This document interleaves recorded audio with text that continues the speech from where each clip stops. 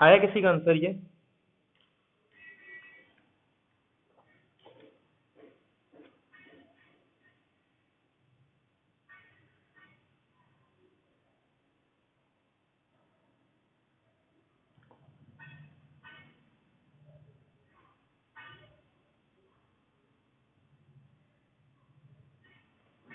चलो ध्यान दो, फिर से एक बार रिपीट कर देता हूँ।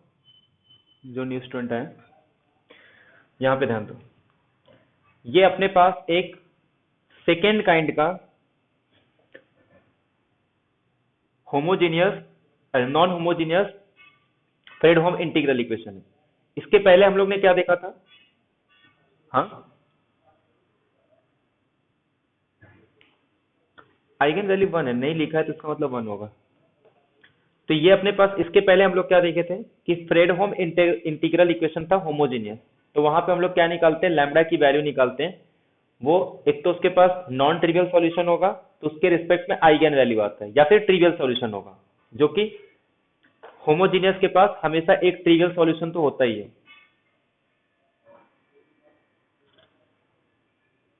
हेलो, आ रही है अभी आवाज?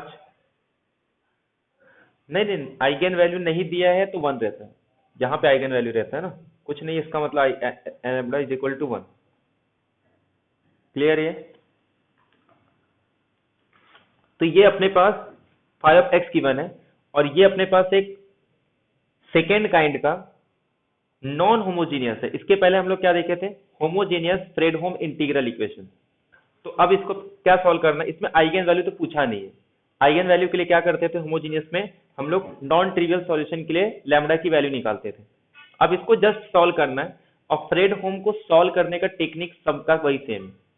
पहले हम लोग क्या करेंगे? इसको phi of x is equal to F of x plus, यहाँ पे देखो ये dy है ना, तो सिर्फ y के फंक्शन को रखेंगे, बाकी सबको कॉमन ले लेंगे। तो कॉमन क्या आएगा अपने पास? यहाँ पे सिर्फ x आने वाला है। तो ये आ जाएगा 0 to 1 y square five of y dy। यहां तक क्लियर है सबको कि यहाँ पे सिर्फ वही फंक्शन रखना है जो कि ये जिसके रिस्पेक्ट में इंटीग्रेट कर रहे हैं। तो यहाँ पे y के रिस्पेक्ट में इंटीग्रेट कर रहे हैं, तो सिर्फ y का फंक्शन रहेगा, बाकी सब कॉमन आ गए। तो इसको हम लोग क्या लेते हैं? कांस्टेंट। तो ये a कांस्टेंट अपने पास क्या आ जाएगा? 0 to 1 y square five of y dy। अब फाइव की वैल्यू क्या हो जाएगी? जहां पे x दिख रहा है उसको रिप्लेस कर देंगे y से। तो फाइव ऑफ y क्या हो जाएगा? f ऑफ y, x को y से रिप्लेस करेंगे तो f of y plus y into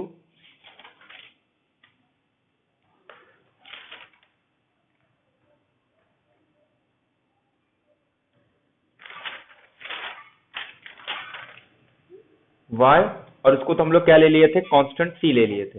ये पूरे फंक्शन को तो हम लोग कांस्टेंट c ने a लिए ना, तो ये पूरा क्या आ जाएगा अपने पास? इसको पूरा a ले रहा हूं। तो फाइव ऑफ एक्स क्या हो जाएगा? f of x plus x times constant a। तो इसको फाइव को मैं ऐसे लिख सकता हूं, f of y plus y into a। तो therefore a is equal to 0 to 1 y square, और फाइव ऑफ y को किससे रिप्लेस कर देंगे? f of y plus y into a dy। यहां तक क्लियर है सबको?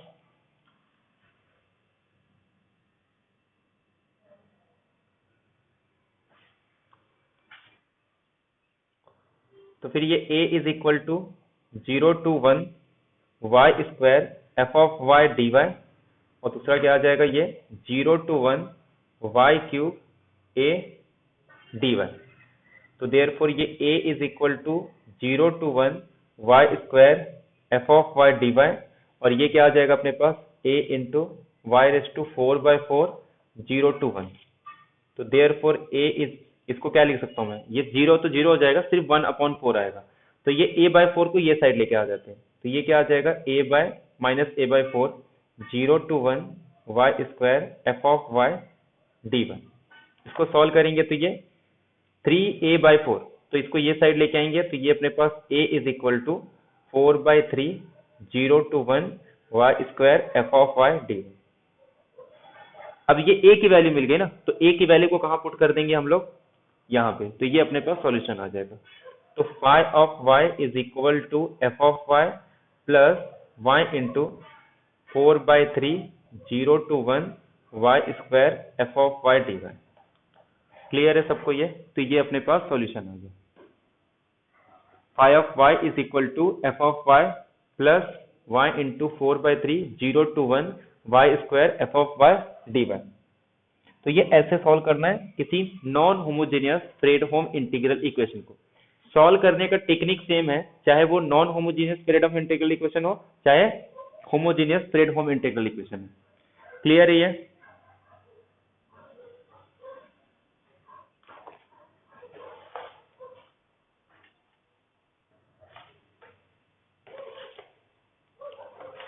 अभी एक क्वेश्चन दे रहा हूं, वो करो।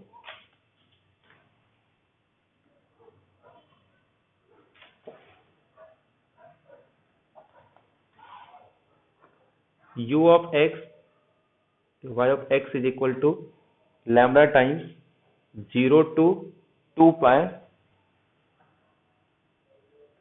sin x plus t y of t dt।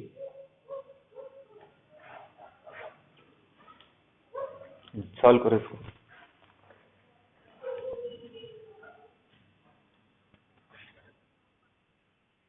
Zero to 2 pi।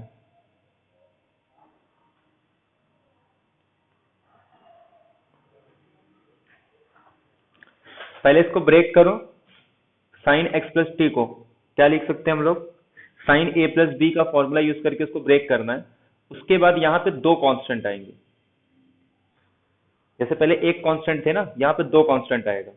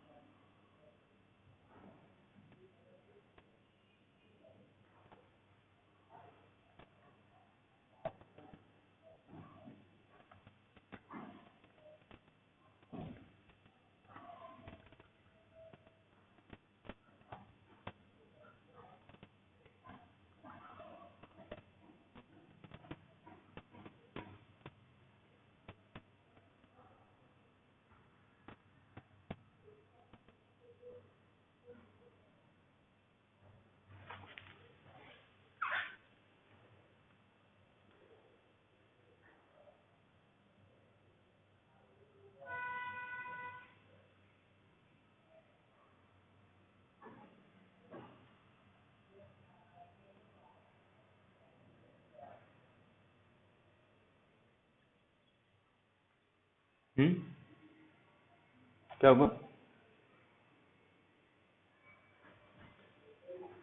Solution निकालना है इसमें बस। पहले इसको ब्रेक करो, सेपरेबल करने लेने ये। इसको साइन ए प्लस बी का फॉर्मूला यूज करेंगे, तो sine A into cos B plus cos A into sine B. तो ये दो पार्ट में ब्रेक होगा। तो एक पार्ट में जो टी वाले फंक्शन रहेंगे उसको C1 पुट करेंगे, ऐसा सेकेंड वाले में C2। तो C1 C2 मिलेगा। उसमें जब y ऑफ t की वैल्यू पूछेंगे तो y ऑफ t को जो भी यहाँ पे आएगा उसको पुट करके जैसे लास्ट टाइम किया तो सॉल्व करना, अलग अलग सॉल्व करना है और C1 C2 की वैल्यू निकालनी है बस।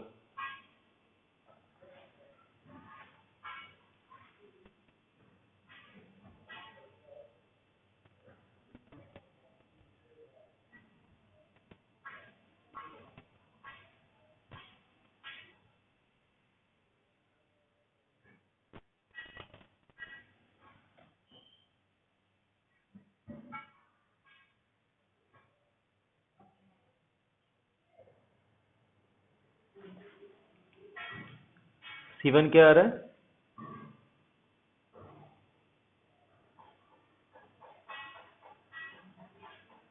कांस्टेंट क्या आ रहा है C1 C2?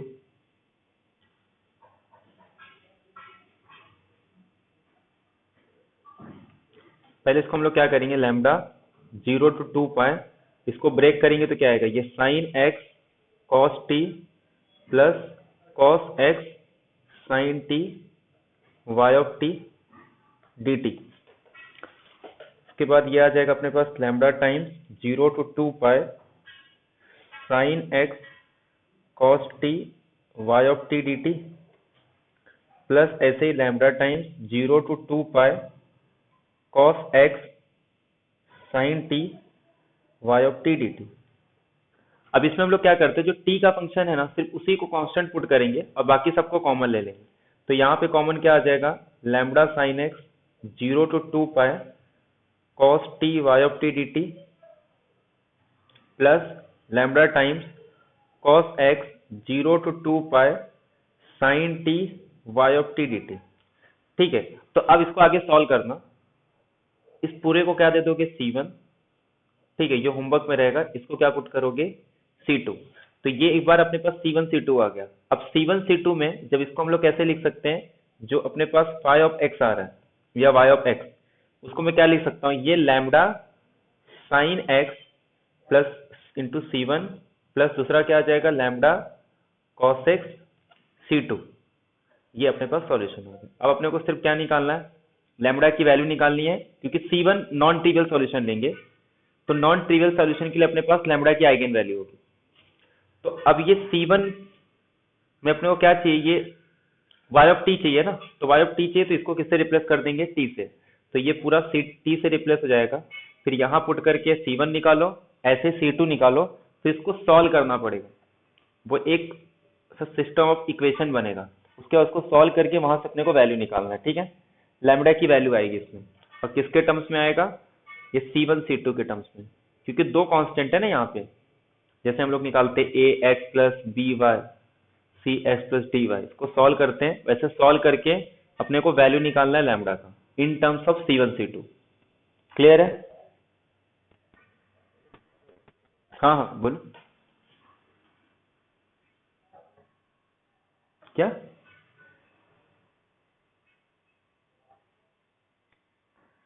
इसमें लैम्डा की वैल्यू आएगी 1/√π प्लस माइनस √π, ये आंसर आएगा।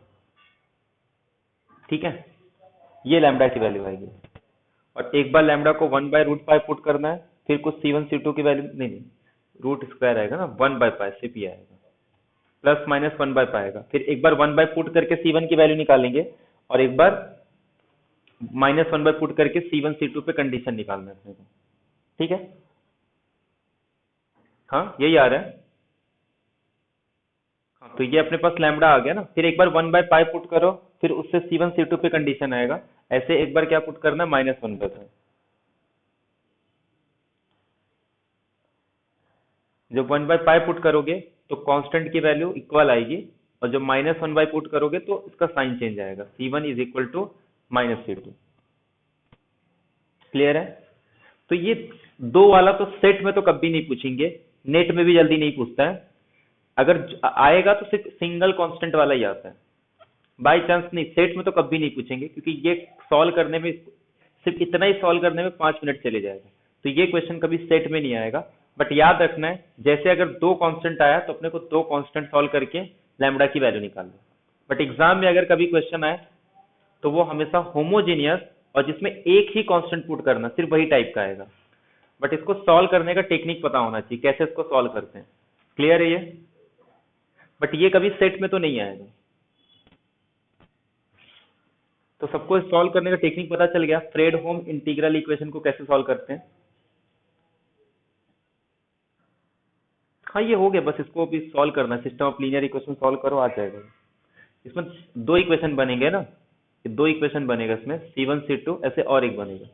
तो C1 लैम्बडा की वैल्यू C1 C2 के टर्म्स में निकालना है।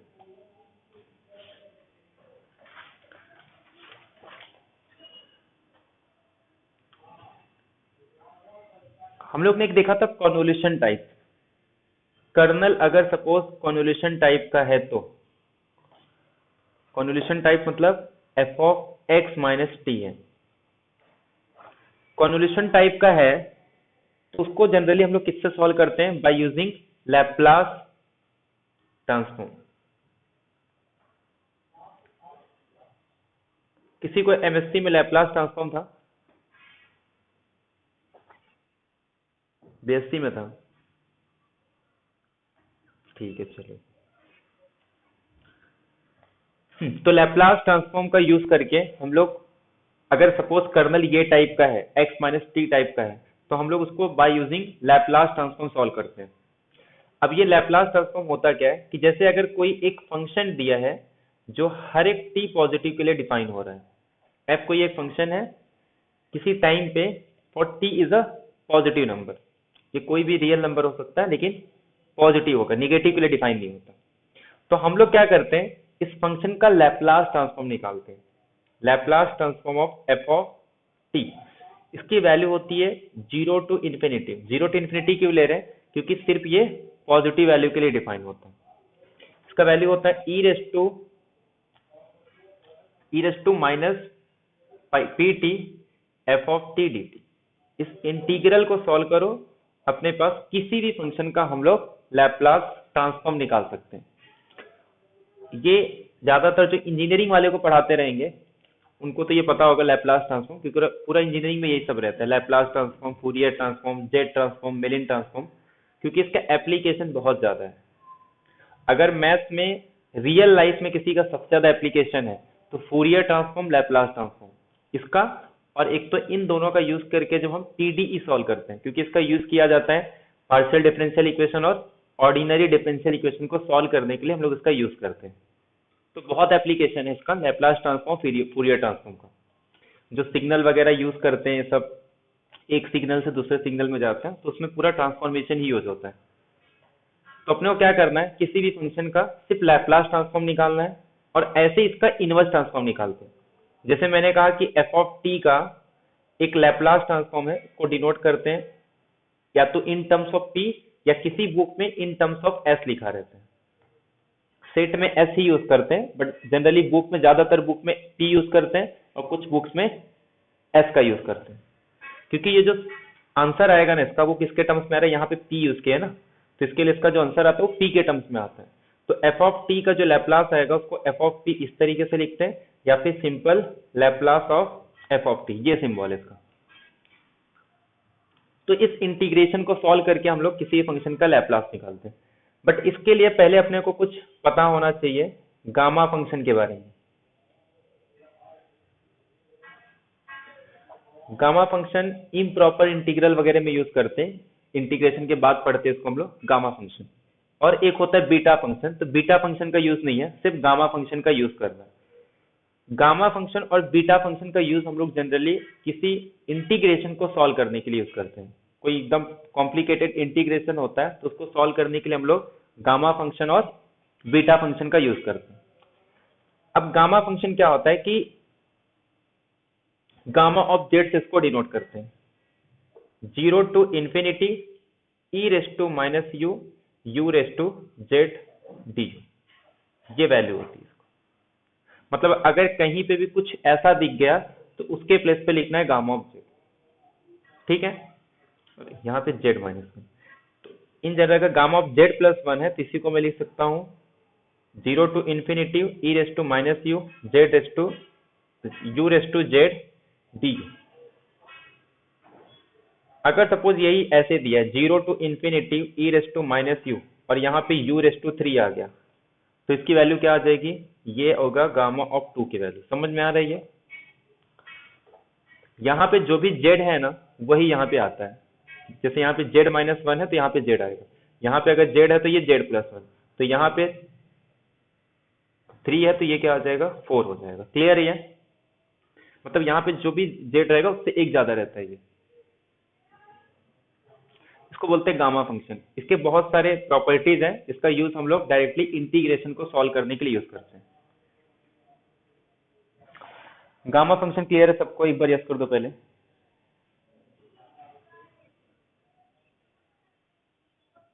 हाँ हाँ हाँ, ये ऐसे टी जैसा रहता है, टाउ के जैसा, ठीक है। अब क्या करते हैं, कुछ फंक्शन का हम लोग लैप्लास ट्रांसफॉर्म कैलकुलेट करते हैं। सबसे पहले e⁻t, अगर सपोज f ऑफ t मेरे पास दिया है e⁻at, और क्या निकालना है, इसका लैप्लास निकालना है। तो लैप्लास कैसे निकालेंगे इसका? Laplace of f of t का फॉर्मूला क्या है, 0 to infinity e⁻pt f of t dt। तो f ऑफ t को किससे रिप्लेस कर दूंगा, e⁻at से। तो अगर e⁻at का लैप्लास निकालना है तो 0 to infinity e⁻pt e⁻at dt। अब इसको मैं कैसे लिख सकता हूं, 0 to infinity e raise to, अब ये देखो यहाँ पे t कॉमन है ना, यहाँ पे भी t है, यहाँ पे भी, तो t को कॉमन ले लेते हैं। तो जब मैं यहाँ से सपोज -t को कॉमन ले रहा हूँ तो ये मेरे पास क्या आ जाएगा, p माइनस a dt, ऐसे लिख सकता हूँ इसको। तो यहाँ से मेरा -t कॉमन आ जाएगा तो ये p माइनस a हो जाएगा। अब इसका इंटीग्रेशन क्या होगा, 0 टू, इसका इंटीग्रेशन करेंगे तो e raise to minus t p minus a upon, ये इसका इंटीग्रेशन डेरिवेटिव भी लेते हैं तो -p माइनस ए, लिमिट आएगा 0 टू इन्फिनिटी। अब जब मैं इस पे इन्फिनिटी पुट करूंगा तो e raise to minus infinity कितना होता है, 0, तो ये पूरा पार्ट क्या हो जाएगा, 0। फिर upper limit minus lower limit, तो माइनस माइनस क्या आ जाएगा, प्लस। जब इस पे 0 पुट करूंगा तो e रेस टू 0 कितना आ जाएगा, 1, तो 1 अपॉन p माइनस, तो ये क्या आ जाएगा, 1 अपॉन p माइनस। तो देयर फोर e⁻at का जो लैप्लास आता है वो p माइनस ए।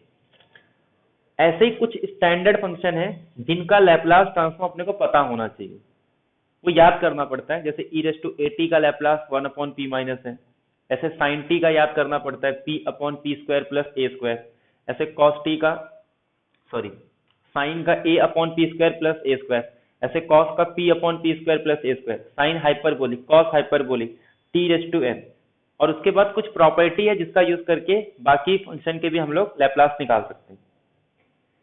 जैसे इसी का यूज करके मैं 1 का लैप्लास निकाल सकता हूं। 1 का लैप्लास क्या होगा,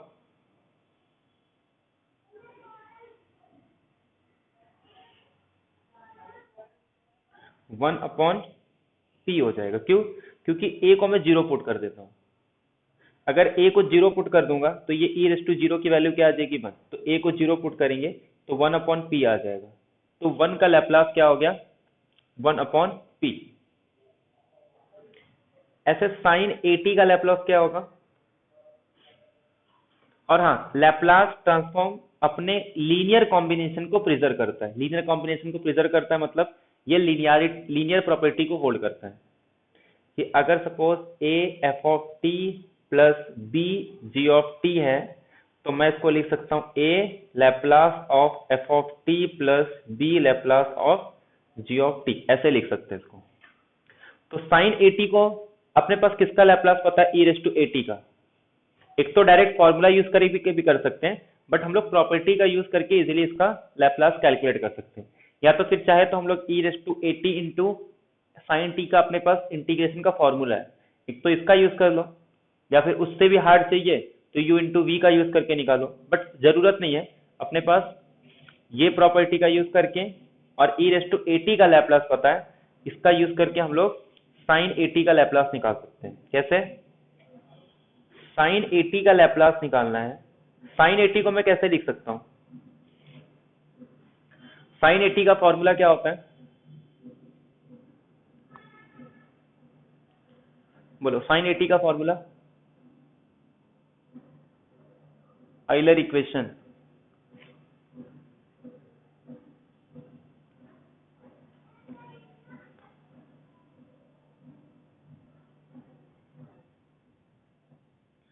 e raised to I A T minus E raised to minus A T upon 2y, पता है ना ये फॉर्मूला। अब ये प्रॉपर्टी होल्ड कर देंगे इसमें, तो ये आ जाएगा 1/2i Laplace of E raised to I A T minus, या फिर इसको बाहर ही ले लो, और Laplace of E raised to minus A I T.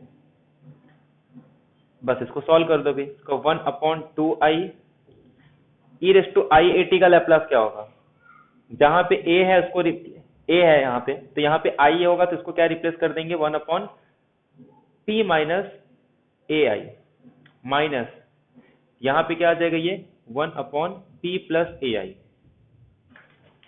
तो ये इसका कॉन्जुगेट है p माइनस ए आई और p प्लस ए आई, तो कॉन्जुगेट को मल्टीप्लाई करते हैं तो क्या आता है p square plus A square, real part का स्क्वायर प्लस इमेजिनरी पार्ट का स्क्वायर। और जब इसको यहाँ लेके जाएंगे तो ये हो जाएगा p प्लस ए आई, इसको यहाँ लेके आएंगे तो minus p minus minus plus A I, p से p कैंसिल हो गया, एक ए आई कितने हो गए 2ai हो गए, तो 2i कैंसिल होके सिर्फ a बचेगा, तो a अपॉन नीचे क्या बच रहा है p square plus A square. तो ऐसे हम लोग निकालते हैं साइन 80, तो साइन 80 कितना आ गया a upon P square plus A square. और ये भी याद करना है कि e रेस टू 80 का लैप्लास होता है 1/p माइनस ए, ऐसे ही साइन 80 का लैप्लास होता है a upon P square plus A square. और एमएस सेट में सीधे सीधे इसके क्वेश्चन भी आते हैं, लैप्लास का भी 3 क्वेश्चन आता है फूरियर और लैप्लास मिला के। कभी फूरियर के 2 क्वेश्चन पूछेंगे फूरियर ट्रांसफॉर्म के, तो 1 क्वेश्चन लैप्लास का आएगा, कभी लैप्लास के 2 क्वेश्चन पूछेंगे तो फूरियर ट्रांसफॉर्म का 1 क्वेश्चन आएगा। और लैप्लास का यूज हम लोग ऑर्डिनरी डिफरेंशियल इक्वेशन को सॉल्व करने के लिए भी यूज करेंगे और इंटीग्रल इक्वेशन को भी सॉल्व करने, ठीक है। तो अब डायरेक्टली कोई बता सकता है ऐसे cos 80 का क्या होगा लैप्लास, इसमें a कॉमन हो, p upon P square plus A square, क्योंकि यहाँ पे a कैंसिल हो गया था और इसमें p कैंसिल हो जाएगा, ठीक है। और एक चीज ध्यान रखना, इसमें a आई था, जब हम लोग इसमें माइनस रहता है ना, जब cos का लेंगे तो यहाँ पे प्लस आएगा, तो इसमें अपना ये a वाला कैंसिल हो जाएगा, सिर्फ 2p बचेगा, तो सिर्फ 2 कैंसिल होगा और i रहता नहीं है, यहाँ पे सिर्फ साइन के लिए i होता है, जबकि cos के लिए सिर्फ 2 होता है। e raise to I A T minus E raise to minus I A T, और यहाँ पे सिर्फ 2 होगा, i नहीं रहता, ये सिर्फ साइन के लिए है। ऐसे हाइपरबोलिक का निकाल सकते हैं हम लोग, साइन हाइपरबोलिक, इसका क्या होगा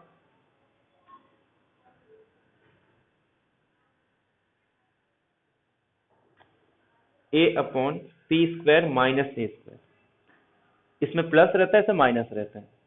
ऐसे जब cos का निकालेंगे cos हाइपरबोलिक का, तो इसमें p upon P square minus A square, तो याद रहेगा, ये सब याद ही करना पड़ता है, ठीक है। तो ये याद रखना है अपने को, e रेस टू 80 का 1/p माइनस ए, साइन का a upon P square plus A square, तो साइन हाइपरबोलिक का रहेगा तो P square minus A square. ऐसे cos का ऊपर p और नीचे P square plus A square, और cos हाइपरबोलिक रहेगा तो ऊपर p नीचे P square minus A square, याद रहेगा ये। इसमें क्या फॉर्मूला यूज करेंगे हम लोग, e raise to 80 minus E raise to minus 80/2, और यहाँ पे i नहीं रहता, साइन हाइपरबोलिक में यहाँ i नहीं रहेगा, वो सिर्फ साइन 80 में रहता है। ऐसे cos का e raise to 80 plus E raise to minus 80/2, इस फॉर्मूले का यूज करके ये निकालते हैं हम लोग। और एक इंपॉर्टेंट रहता है t रेस टू n का हाइपरबोलिक, इसका हम लोग को लैप्लास निकालना है, तो इसका लैप्लास कैसे निकालेंगे, 0 to infinity t raise to n e raise to minus P T dt, ऐसे लिख सकता हूं मैं इसको। ये मेरे पास e raise to minus P T और ये मेरे पास f ऑफ t होगी। अपने पास गामा फंक्शन क्या था कि gamma of z plus 1 is equal to 0 to infinity e raise to minus u raise to z dz। अरे डी यू, ये था अपने पास। इससे इसको कंपेयर कर सकता हूं मैं, टी को यू से कंपेयर कर सकता हूं, यहाँ पे एन को जेड से कंपेयर कर सकता हूं। अब ये सिर्फ जो यू दिख रहा है ना, यहाँ पे पीटी है, तो एक काम करता हूँ, पीटी को मैं यू ले लेता हूँ। तो पीटी को अगर मैं यू पुट करूंगा और फिर इसको डिफरेंशिएट करूंगा तो ये क्या आ जाएगा, D U by D T, और यहाँ पे सिर्फ पी आ जाएगा। मतलब डी टी को रिप्लेस कर सकता हूं मैं D U by D P.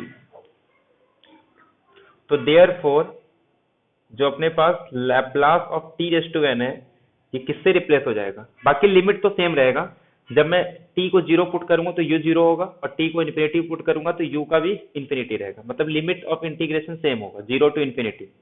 e raise to minus pt को क्या ले सकता हूं मैं, e raise to minus u, और t को क्या ले सकता हूं, यहां से t की वैल्यू आ जाएगी मेरे पास u अपॉन p, तो u upon p raise to n, और dt के प्लेस पे क्या ले सकता हूं, du बाय p। अब ये जीरो टू इन्फिनिटी, यहाँ पे सिर्फ u का फंक्शन रखेंगे, बाकी जो बचा उसको कॉमन ले लेंगे, तो ये p रेज टू n और यहाँ से 1, तो ये आ जाएगा 1 upon p raise to n plus 1 common हो गया, e raise to minus u raise to n d। ऐसे लिख सकता हूँ मैं इसको, कोई दिक्कत है यहाँ तक किसी को?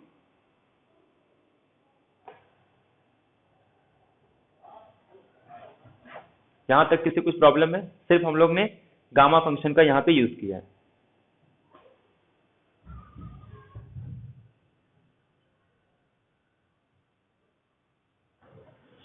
इसको डिफरेंशिएट करें ना, तो ये क्या आ जाएगा, D you by D T, और t का डेरिवेटिव 1, तो p तो कांस्टेंट है, ठीक है। तो यहां से अपने को dt को रिप्लेस करना है u के टर्म्स में, तो dt क्या आ जाएगा, डी यू बाई टी, और t को क्या लिख सकते हैं, u अपॉन p। तो ये सब आ गया, अपने को बस इससे कंपेयर करना था। अब मैं इसको कंपेयर कर सकता हूँ ना यहाँ से, अगर अब मैं इसको दोनों को कंपेयर करूं तो z के प्लेस पे क्या आ गया, मेरे पास n आ गया, तो इसको मैं सिंपल क्या लिख सकता हूँ, gamma of n upon p raise to n plus 1। तो ये मेरे पास लैप्लास हो गया t रेज टू n का। ये याद करना कि t रेज टू n का जो लैप्लास होता है gamma of n upon p raise to n plus 1। Clear है सबको ये? हाँ, ये याद ही रखना है और कुछ नहीं कर सकते। ठीक है, थोड़ा प्रैक्टिस करेंगे, मैं भेज दूंगा, मेरे पास नोट्स वगैरह रहेगा तो ये सब याद कर लो, ठीक है।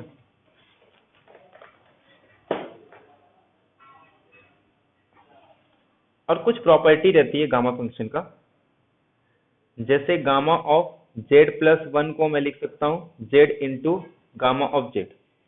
अगर इस प्रॉपर्टी का मैं यूज नेचुरल के लिए करूं, अगर मैं z को n ले लेता हूँ, 0 1 2 होल नंबर के लिए, तो गामा ऑफ n प्लस 1 क्या आ जाएगा, n into gamma of n। ऐसे इसको मैं क्या ले सकता हूँ, n into n minus 1 gamma of n minus 1। फिर इसको क्या ले सकता हूँ, n into n minus 1 n minus 2 gamma of n minus 2। ऐसे लिख के तो ये क्या बनेगा आगे चल के, गामा ऑफ n प्लस 1 को क्या लिख सकता हूँ,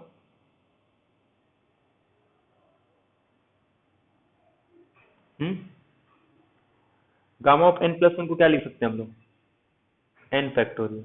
तो ये अपने पास गामा ऑफ n प्लस 1 ये n फैक्टोरियल, ये गामा ऑफ n प्लस 1 आएगा ना, क्योंकि एक कम रहता है। यहाँ पे अगर z है तो z प्लस 1 होता है ना, तो ये n है तो n प्लस 1 होगा।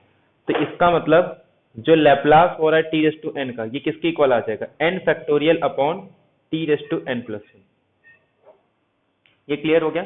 तो t रेज टू n का जो लैप्लास होगा वो n factorial upon t raise to n plus 1। यहां तक क्लियर है सबको?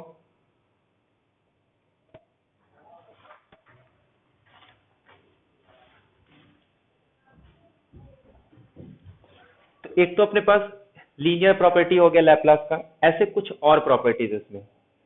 तो जो अपने को इंपॉर्टेंट याद रखना है वो ये e raise to A T F of T is equal to F of S minus. ये एक बता रहा हूँ, उसके बाद मैं एक एग्जाम्पल करवा देता हूँ, उसके बाद फिर एंड करते हैं आज का लेक्चर, ठीक है। और बाकी तुम लोग ना मैं ये नोट सेंड कर दूंगा, तो इसके जितने भी प्रॉपर्टी है ना वो याद कर लो। तो e raise to A T, क्योंकि एग्जाम में ना सीधे direct as it is question आता है, जैसे लास्ट टाइम भी पूछा था, उसके पहले भी हर बार पूछते हैं, सीधे प्रॉपर्टी का ही क्वेश्चन आता है।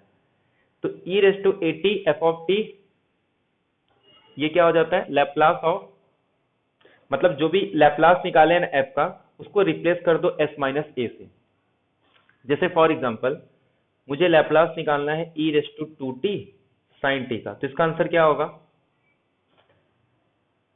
हम लोग किसका लैप्लास निकाल रहे हैं, f का, और उसमें जो भी लैप्लास रहेगा उसको s माइनस a से रिप्लेस कर देना है। तो sin t का लैप्लास क्या होता है, s के टर्म्स में बोलेंगे तो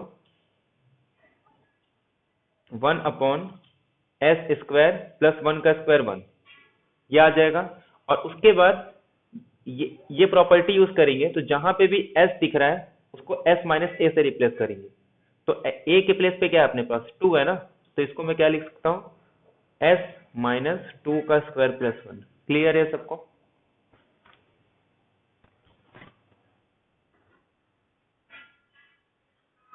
हाँ, तो एक क्वेश्चन करा देता हूं मैं। एक तो ये याद रखना है, और एक तो जैसे ये इसका लैप्लास है, तो इसको हम लोग क्या बोलेंगे, इसका इनवर्स लैप्लास है। अगर ये इसका लैप्लास होगा तो इसका इनवर्स लैप्लास, अगर मुझे ये दे के ये पूछेंगे तो मैं ये भी तो निकाल सकता हूँ ना। अगर मैं इसका लैप्लास निकाल सकता हूँ तो इसका इनवर्स लैप्लास भी निकाल सकते हैं। तो मतलब जैसे अगर अपने को ये दिया है और मुझे इसका इनवर्स लैप्लास निकालना है, तो इसका इनवर्स लैप्लास क्या हो जाएगा, e raise to 2t into sine T. तो अगर कोई कॉन्वोल्यूशन टाइप का अपने को कर्नल दिया है के एक्स टी, मतलब कुछ F of x minus T का, तो वहां पे हम लोग लैप्लास ऑपरेटर का यूज करते हैं। क्यों, इसके लिए एक प्रॉपर्टी होता है, जैसे कोई दो फंक्शन गिवन है, F of T star G of T, ठीक है, तो इसको हम लोग कुछ इस तरीके से लिखते हैं, या तो मैं यहाँ पे एक t minus U G of T D U, या तो ऐसे लिख दो, या फिर t को ऐसे ही रख के g of t minus U D you लिख दो। मतलब इस फंक्शन को किस तरीके से लिखा जा सकता है, इस तरीके से लिखा जा सकता है, ठीक है। और उसके बाद जब मुझे अगर इसका इनवर्स लैप्लास निकालना है, जो ये F of T star G of T, ये इक्वल आ जाता है एफ ऑफ टी का लैप्लास निकाल लो, और उसके बाद जी ऑफ एस का लैप्लास निकाल लो। तो इसका मतलब अगर मुझे ये कैलकुलेट करना है F of S G of S, ये किसके इक्वल आ जाएगा, Laplace of F of T star G of T. तो इसी का यूज करना है। तो ये प्रॉपर्टी याद रख लो कि F of T star G of T का, इसका मीनिंग क्या होता है, ये integration of F of T minus U G T, या फिर F of T G of T minus U. ये क्लियर है?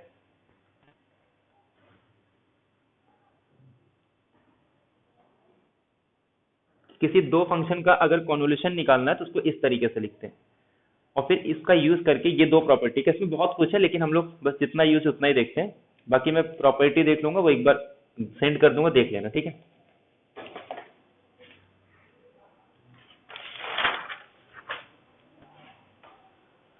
क्वेश्चन का हो गया, जैसे ये देखो, अब ये समझ में कब आएगा लैप्लास निकालना है, तो कर्नल को देख के समझ में आता है। और हाँ, लैप्लास लगाने से पहले ये भी देख लेना कि बाकी का लैप्लास पता होना चाहिए, वरना उस क्वेश्चन को हाथ मत लगाना। साइन टी का लैप्लास पता है अपने को ना, साइन टी का लैप्लास पता है ना, तो साइन टी का लैप्लास पता है तो मतलब इसमें भी लैप्लास, और याद रखना इसका भी, कॉस का भी लैप्लास पता होना चाहिए। तो अपने को कॉस का भी लैप्लास पता है और साइन का भी लैप्लास पता है, तभी लैप्लास ऑपरेटर लगा के इसको यूज करना है। अगर किसी फंक्शन का लैप्लास नहीं याद है